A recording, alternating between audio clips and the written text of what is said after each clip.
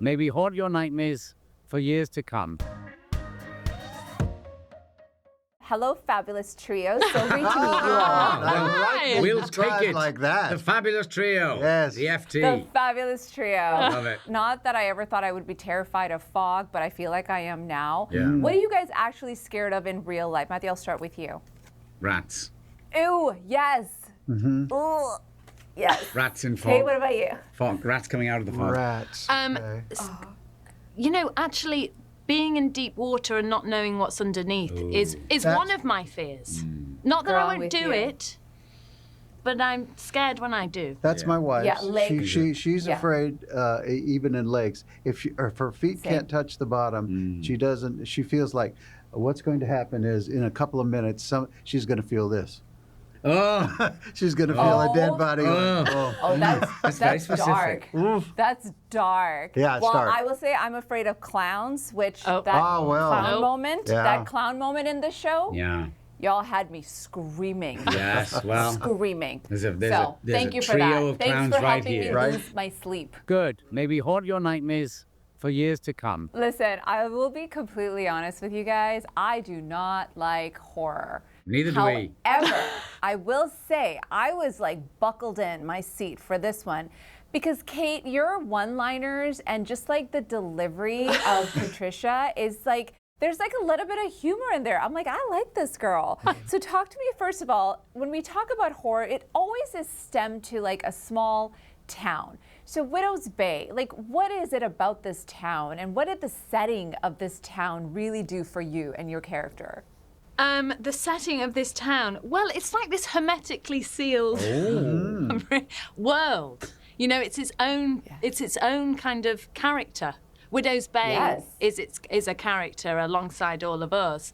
And it's, I don't know, for all the locals, all the folklore, all the sort of cursed nature of the island, it's in our blood. And I think it gives a kind of, I think all the locals are kind of tough, actually, badass. And also it's suffocating. You know, they don't leave. So I know. you can never sort of have that phoenix rising moment of like presenting yourself in a different way. You're kind of like stuck in however Such a secluded place. Yes. That they've all, you know, they're all of the same nature, I think. When I realized that as I was watching the show that, you know, without giving too much away, that they kind of have to stick together, it made me feel so claustrophobic. I was like, oh my gosh, like I would go nuts in this situation. Matthew, I love how wholesome Tom is. You know, he's this zaddy. I want to call him a zaddy. What's that What mean? does that mean? Like a sexy daddy. It's It's like I'll it's like a take it. term people use for Pedro Pascal. Just saying. sure. And I'm passing the baton on to you.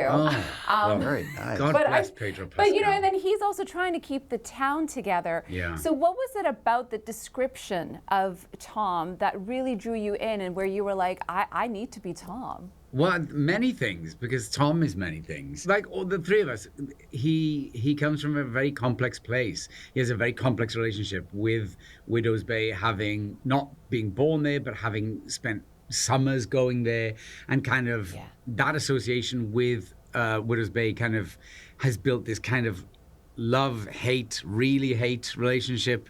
And he's desperate to prove himself. You know, I was asked why doesn't just Tom leave? Apart from the possible dark myth in the back of his head that his son was born there, maybe he shouldn't. But he has this complex relationship whereby I think there's a part of him desperately trying to prove something to his father, because his father called him soft when he was 6, and then he was like, I will prove him wrong. So I will drag this backwater, not that he'd ever say that out loud, into the 21st century and turn into a prosperous place for my son to grow up in, and also prove everyone else wrong at the same time.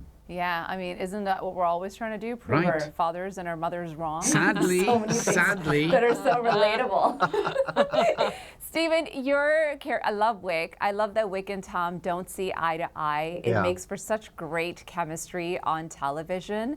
But what was it like having these two amazing actors, and what was it that they brought on set every day that also really made you commit to Wick? I think because all three of us have our own insecurities. Each character has its own insecurities. And Wick probably, since he was born, has known that he has to be a protector for this island. And that starts the clash between Johnny Come Lately here, and he really wants everyone to understand that probably Tom's character is not strong enough to carry this island forward, whereas Wick thinks he is, and he's in contention with him all the time. Wick is wise, and he wants to be respected for that. Exactly, and it's hard to be respected when you're the town drunk. Oh my God, I can't even imagine what it's like being on set with you guys. That in itself, somebody needs to shoot that. Thank you. Guys. I'll take it. Thank you. Thanks, Thank Canada. you.